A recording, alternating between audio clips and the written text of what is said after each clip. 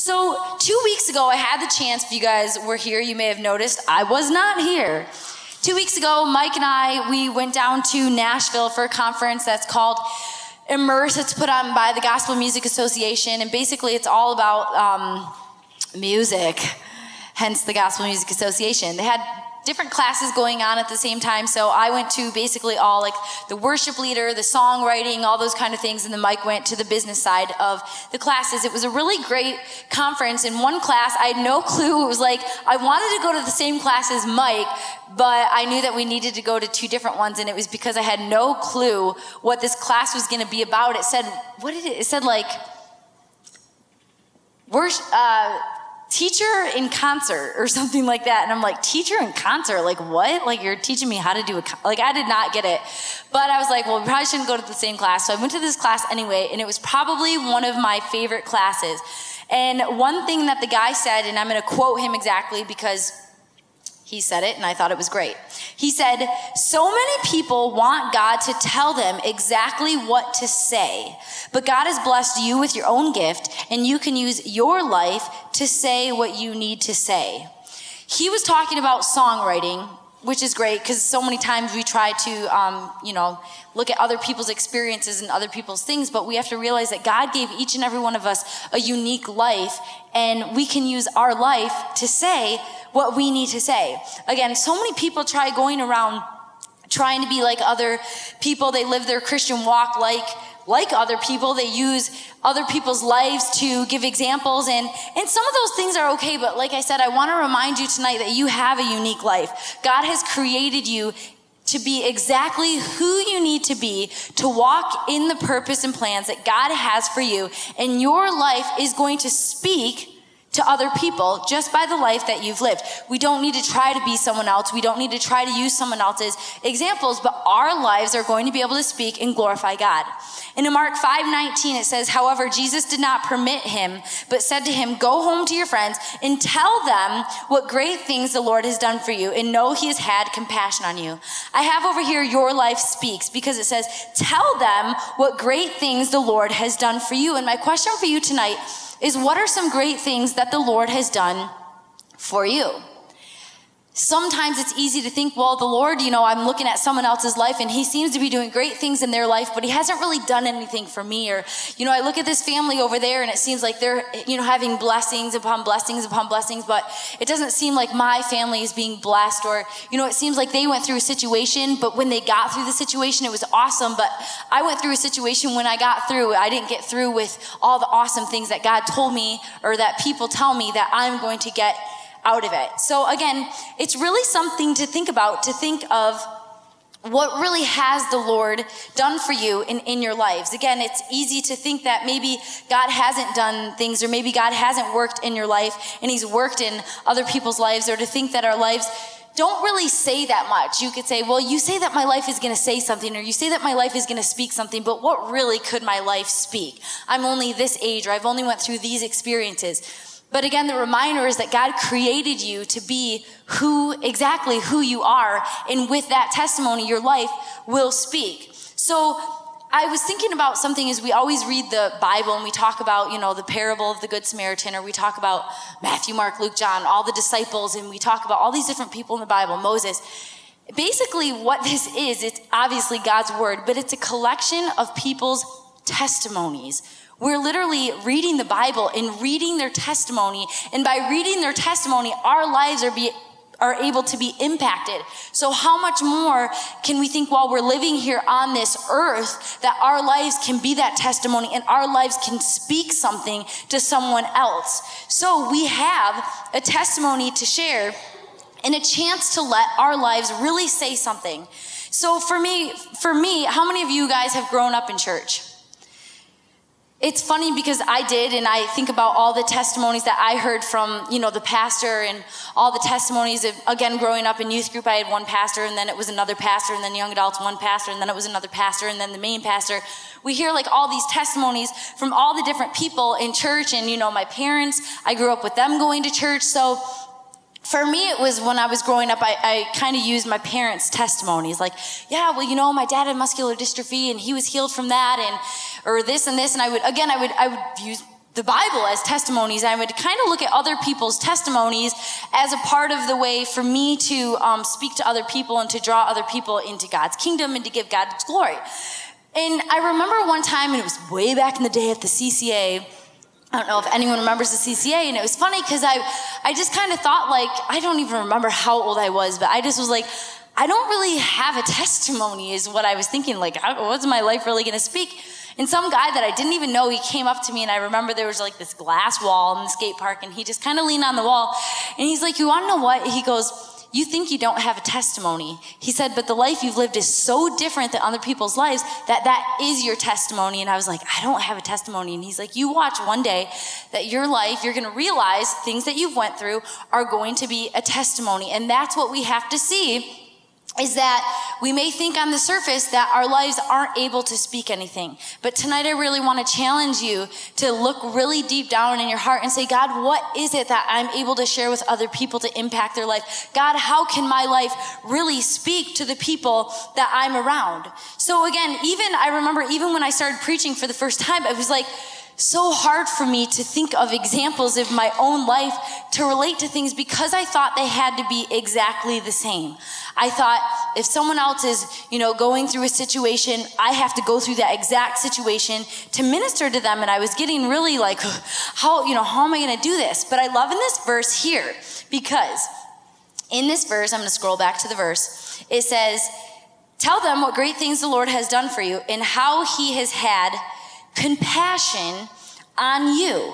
So it doesn't take the same exact situation to have compassion for someone else's situation. Because I was kind of thinking about Jesus. In no way, or no shape or form am I saying that I'm exactly like Jesus, but I was thinking about Jesus. He came to this earth and was perfect. Can we all agree on that? The word of the Lord says that he was here perfect. None of us are perfect, but he was perfect when he walked the earth. Yet he ministered to so many people. So if the stipulation was, you have to go through the exact same situation as someone else to be able to minister to them, we wouldn't be here where we are today. But it's because of the compassion that Jesus had for the people that he was able to minister to them. So the word compassion from the Merriam-Webster dictionary says sympathetic consciousness of others' distress together with a desire to alleviate it. Jesus had compassion for other people. I was thinking about, like, if Jesus had to go through all the situations that everyone did. So say he goes up to the woman at the well and he's like, oh, she slept with 5 men outside of marriage. I'll be right back. He goes, sleeps with 5 women, comes back. All right, now I can minister to you because I had to go through the same exact situation as you to be able to minister to you. But how many of you know he didn't do that? But he saw the woman at the well. He saw the need that she had. He had the desire in him to alleviate the hardship that he was going through. And because he had compassion and he went and talked to her, she was able to switch her life around and literally change a city. And that's who we need to be. We can't be the person who says, I don't have anything in common with you. I can't reach out to you. Sorry, go find someone else, Desiree. I just haven't been through what you've been through, so see you later. Right? We have to be like Jesus. It says we're all called to be followers of Jesus Christ. We have to be like him and say, God, what is it that I need is compassion. Because I know that I haven't been through the same thing as you, and you haven't been through the same thing who's sitting next to you, and she hasn't been through the same thing who's been sitting next to you. But the way that we help each other and the way that we minister through each other and to each other is with that compassion, the same compassion that Jesus had. All this to say is your life is unique. You don't have to go through the same experience as someone else to be able to minister life to them. But remind yourself, God created me to be exactly who I need to be, to minister to exactly who God has called me to minister to. And it's because I'm unique, it's because you're unique that we're able to reach a multitude of people, if you will. Again, your life doesn't have to be like everyone else. You don't have to go through the same things, but to see your life as unique and God's gift to you to be able to reach other people. Sometimes you may have went through the same situations, and that's okay. I'm not saying to completely only minister to people who you haven't went through the same situation as. Because I know my mother, for example, for some reason that God had, she had to go through breast cancer, but through that situation, she was able to minister to a bunch of women who had to go through that same situation. All that to say is our lives are unique. We can't say why we've went through certain situations that we don't understand. We can't say why God created us to be the way we are, but what we can say is my life is unique and I'm called to have compassion to reach other people. Your life speaks. With your actions, with your words, with your total being, you speak. And that's if you go home with one point tonight. I want you to go with, my life speaks. My life says something.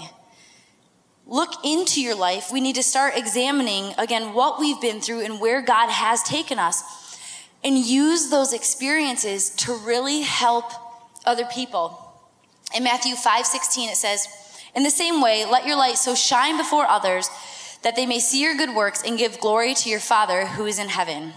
Also, in sharing your life with other people, you become a light. You become the light that others see, and when they see it, they're able to glorify God. Just to think, by sharing the experiences that you've went through, by sharing yourself with other people, you're able to draw them to know God and eventually to glorify God because of them. Maybe someone who never would have known God because you shared of yourself, because you shared of your life, they're able to now know God and have a relationship with God when they maybe never would have had that opportunity if it weren't for you. And that's awesome to think about. I thought about when I was younger, we used to do sleepovers, and back in the day, we did not have cell phones, so you would bring your flashlight to a sleepover. So I remember, and we always, for some reason, like to scare ourselves. So what we would do is we'd have our flashlights, and we would talk with our flashlight right here. So your whole mouth would light up yellow, and it's on a dark and dreary night. And it's when you were the one talking, you were the only one who was able to have your flashlight on, right? And then when you finally get to the climax of the story, you would turn your flashlight off and try to scare everyone, right? Or I remember one time you would try to if you wanted to be scary, you would take your sleeping bag and kind of cover your flashlight. But it was funny because I noticed that there was always light, kind of this orange light. Even when we all covered our flashlights with our blankets, you could see little orange lights all over the room. Does anyone know what I'm talking about? Light in a dark place is very hard to hide. You have to try to hide it. If you just have a light on in a dark place, everyone's going to see that light. You have to go out of your way to hide that light. So, our lives, again, talking about our lives as a light, why would we want to, if we're called to be the salt and light in this earth, why would we want to hide that light? Why would we want to hide who we are? Why would we want to hide the uniqueness that God has created us to be? We can't hide who we are. And I want to tell you, do not hide who you are. Do not hide who God created you to be. Again, because we're called to be that light in this world. And how many of you know that the world is a dark place? And it needs light. No one knows that. 3 people. I like participation, if you haven't noticed, if you've been here for a couple weeks. Ooh, 2 hands. The world is going through a crazy everything. It's crazy. It's dark. And we're called to be that light. And again, we would have to go out of our way to hide that light. But it's time to say, I'm going to let my light shine. I'm going to let my life live. I'm going to let my life speak. Again, with everything that's going on in the world, we need to realize that they need light. And how are they going to get light? Through you. Again, we are that light in the world. And in Luke 10:33-34, it says, but a certain Samaritan, as he journeyed, came where he was, and when he saw him, he had compassion. I didn't even plan that. I planned the 2 scriptures and then realized they both said compassion. I'll read it again. But a certain Samaritan, as he journeyed, came where he was, and when he saw the man laying on the ground, he had compassion. So he went to him and bandaged his wounds, pouring on oil and wine, and he set him on his own animal, brought him to an inn, and took care of him. The story of the Good Samaritan, again, is one that I read at the beginning. A priest passed by, a Levite passed by. All these different people are passing by this man laying on the side of the road, people who we thought would have stopped and helped this man stepped over him, walked around him, whatever they had to do to get on their way and continue to do what they were doing, and they didn't let anything get in the way of where they wanted to go or what they needed to do.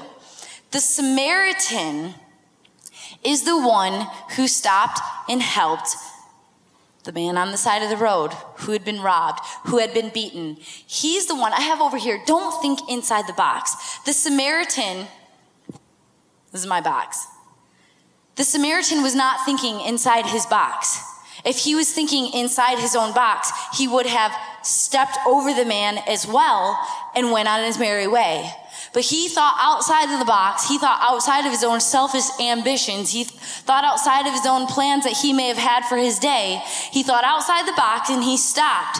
Do you know that he wasn't even of the same belief as that person who was laying on the side of the road? And the Bible says the Samaritans didn't like them and they didn't like the Samaritans. He went out of his way to be kind because he had compassion. What if he would have been thinking inside the box, oh, there's this Jew laying on the side of the road and I don't really believe the same as him, so I'm out of here. We wouldn't even be reading about it in the Bible, right? What if he said, oh, this guy's a little too old for me, I'm out of here. What if you thought, oh, I don't really like how this guy looks, I'm out of here. Apply it to your life today. They're not the same age as me, I'm out of here. They're not of the same race as me, I don't feel like ministering to them. Not the same gender, no way. That person is way too shy for me. Someone else can deal with them. Maybe you're thinking that person's way too crazy. I don't even want to deal with them. That's thinking inside the box. Thinking that the person has to be exactly like we are, and that's the only way we're able to minister to them is if the person has dyed blonde hair, she's 5'6", she is a she, her name's Ashley. Right? That's the only person I can minister to. But that's not what the Good Samaritan did. He thought outside the box. He said, I don't care what you believe. You're here and I have compassion. I want to alleviate the distress that you're going through and I want to help you. It says in here, you put him on his own donkey. I think he put own donkey in there so he just didn't throw him on some random person's thing. He said, I'm going to give of myself. I'm going to give of the things that I have and share these with you so I can help you. You may think that your life only may reach a certain amount of people who has been through the exact same things as you, but again, that's not necessarily true. Going back to the story that I told you in the beginning about this Immerse conference, the guy that I was taking the class from, his name was Jonathan Reynolds. And he was giving this example, and I thought it was just so cool, because I'm like, again, I didn't even know what to expect in this class, so I'm just like, whatever, I'll just take notes and see. I mean, he was like standing up there with his guitar, like singing at the same time as he was teaching. That's what a teaching concert meant. He played and taught at the same time. As he was singing, all I could think of was Nikki. I was like, oh man, she would like this guy. So write down his name and look him up. His name was Jonathan Reynolds. His voice, his music. I mean, maybe you would like him, but I just meant his music. He was an amazing singer, amazing guitar player.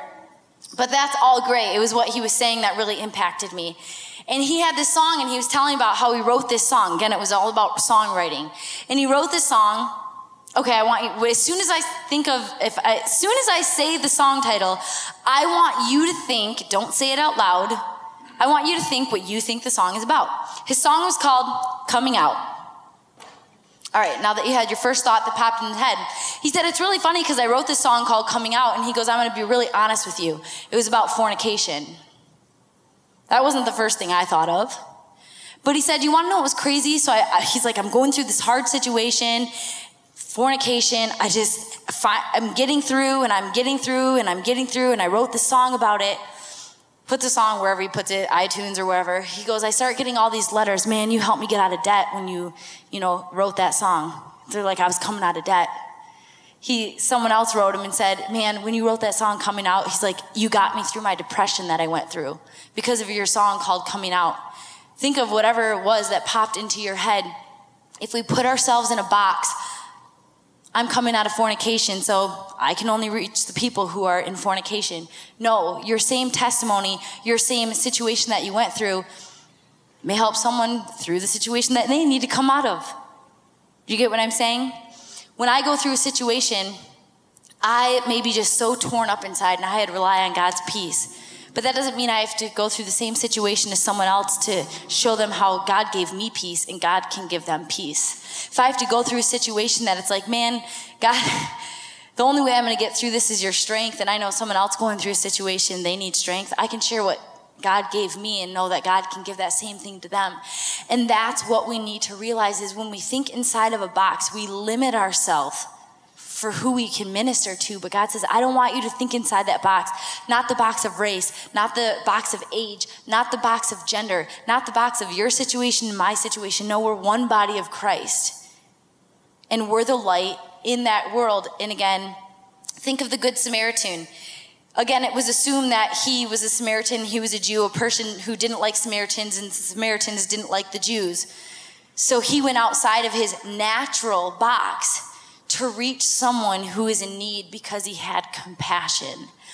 And that's the same thing that we need to do, is say, God, give me compassion because I want to reach the people who I never thought that I was going to be able to reach. And in Luke 10:27-29, it says, so he answered and said, you shall love your Lord your God with all your heart, with all your soul, with all your strength, with all your mind, and your neighbor as yourself.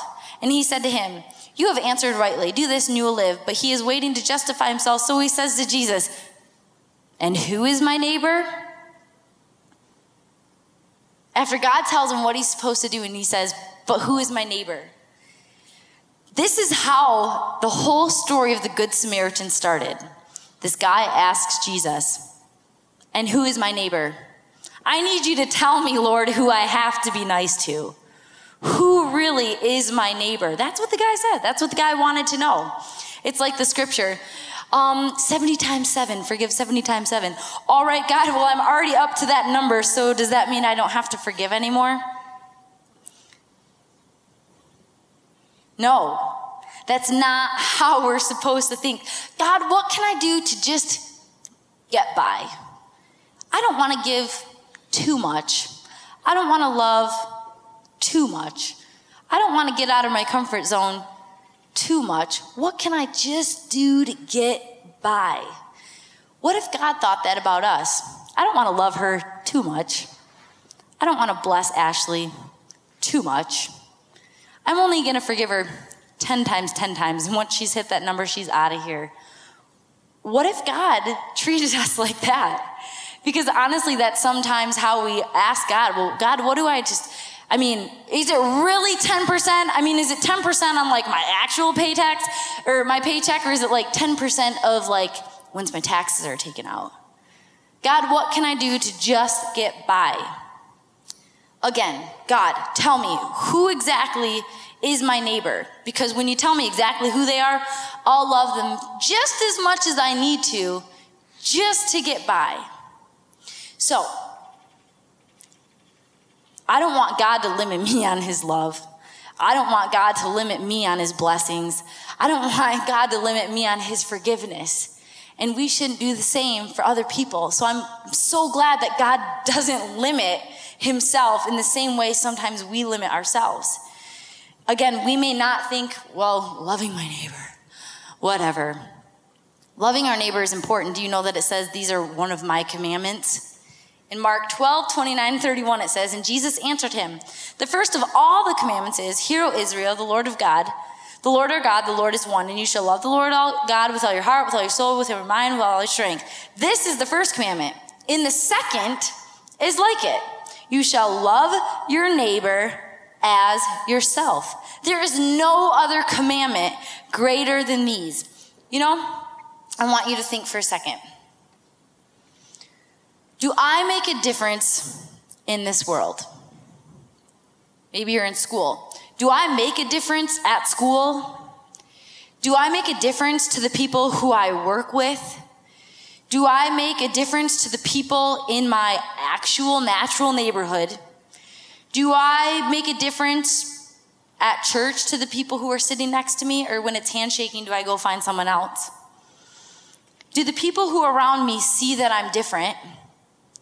Do the people around me notice that my words and my actions are different? Do the people around me notice that I serve God? Not just from what I post on Facebook.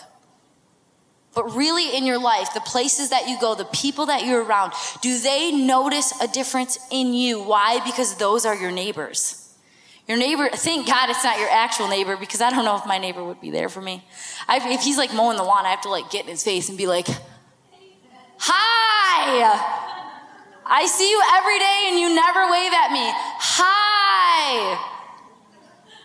So good thing it's not just our natural neighbors, right? But these are the people who are our neighbors. If we ask God, who's my neighbor? Every single person is your neighbor. Are you making a difference in their lives? Do the people around me notice that I'm a Christian? And Christian, I mean Christ-liked. Do people around me notice that I serve God and I'm trying to live a life like God? Because I hope to God that everyone in this room is making a difference in the places that you go and the people that you are around. How do I love my neighbor?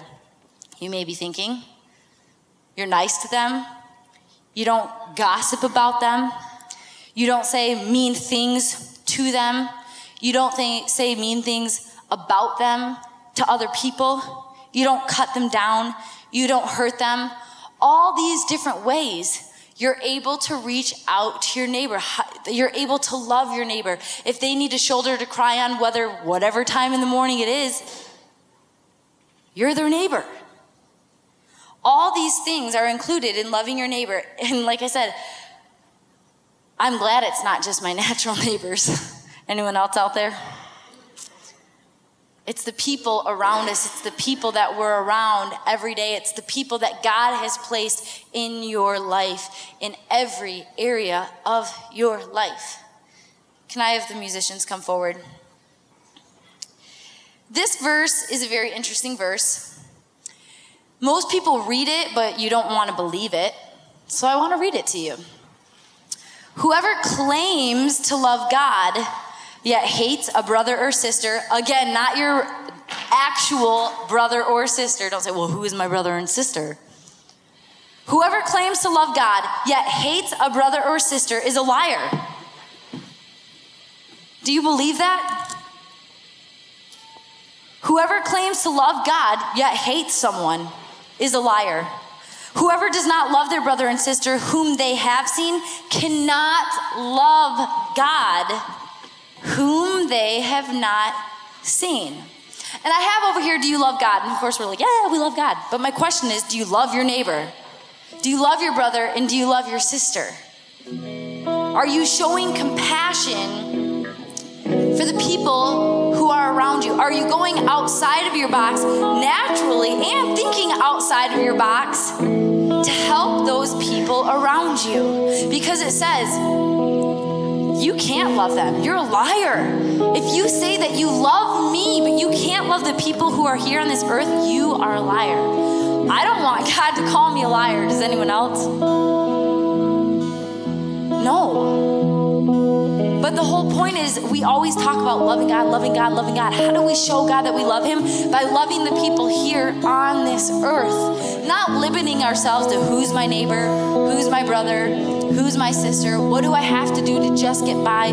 But God, what really is it that you want from me? How do I really be a light in this earth? Maybe you're thinking, I don't have compassion. Tonight you can ask God and say, give me compassion.